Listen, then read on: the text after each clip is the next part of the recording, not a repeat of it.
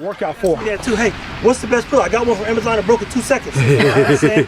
And Amazon one ain't boo-boo. Well, it depends how you use it too. If you let the dog chew on it, yeah, no matter if you spin them. I was holding it up and it ripped in my hands.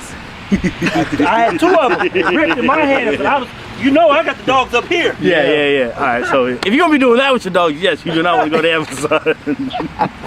But if you're gonna be playing with them on the ground, low impact stuff, then yes, you want to use it. Amazon is a great place. You get it quick, and again, you can buy a bunch of them if you need to.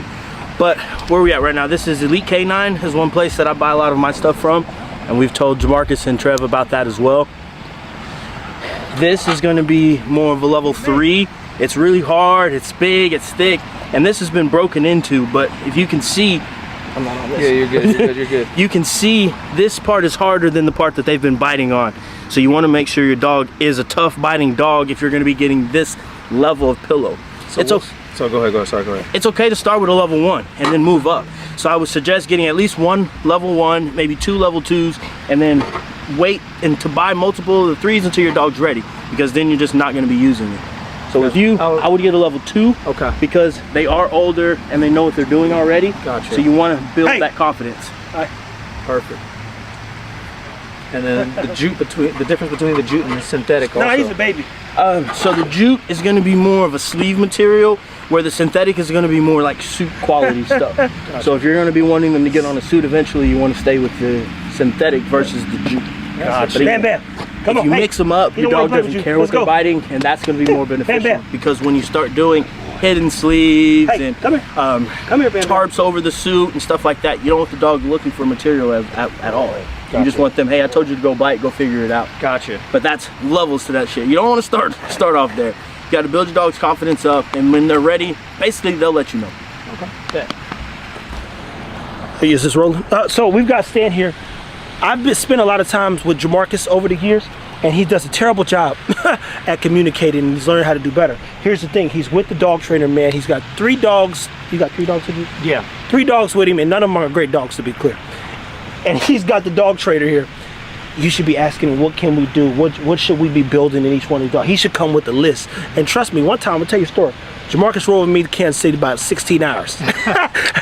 16 hours, right? And look, music was playing, we was having a good time. We got back, and I said, you just wasted 16 hours of your life. And he never saw this coming, by the way. At that time, definitely not. At that time, definitely not. He definitely, because mind you, I'm like this, man, we having a good time. And when he get back, I'm like, you just wasted, so here's what you got. And he had to do about 1,600 plus reps of what, 3 exercises? Yeah.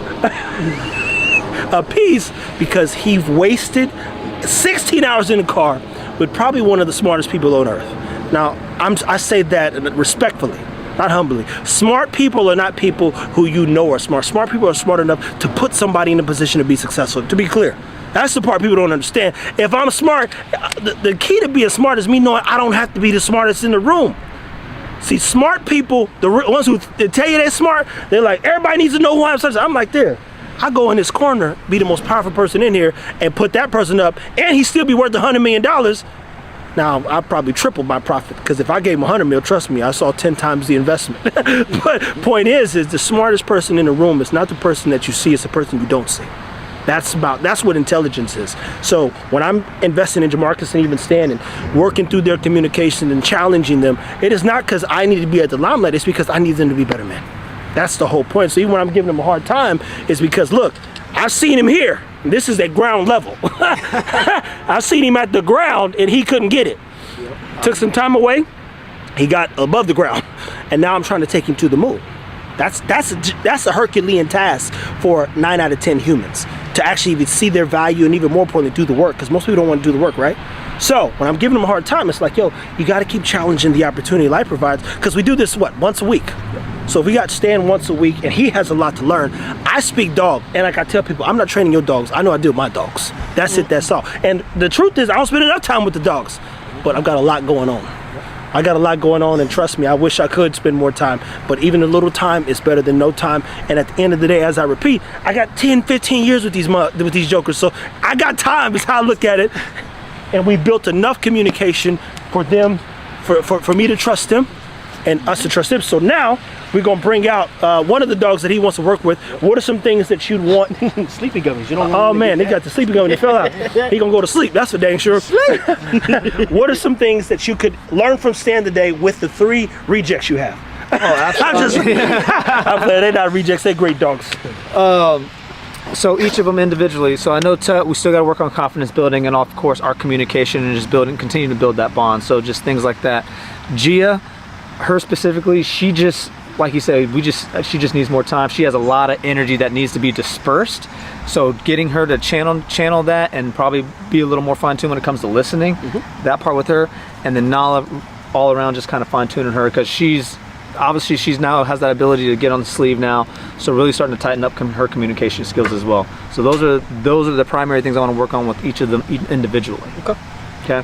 So I know Tut. I know when I saw you with the Space Coast stuff, man.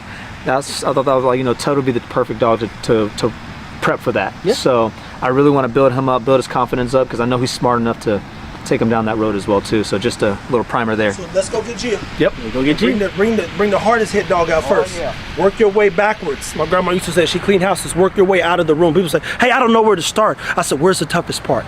Because if you can't deal with the tough stuff, trust me, the easy stuff, it'll feel like a breeze if you can get to these. Said, but we'd work ourselves out of the corner of a room when she would clean these houses, and then you'd get to the door, and you're just vacuuming at some point, and you vacuum them out because we might have dusted, cleaned the bathroom, etc. Start at the corner. I like that. I like that. Oh, grandma, I got some now.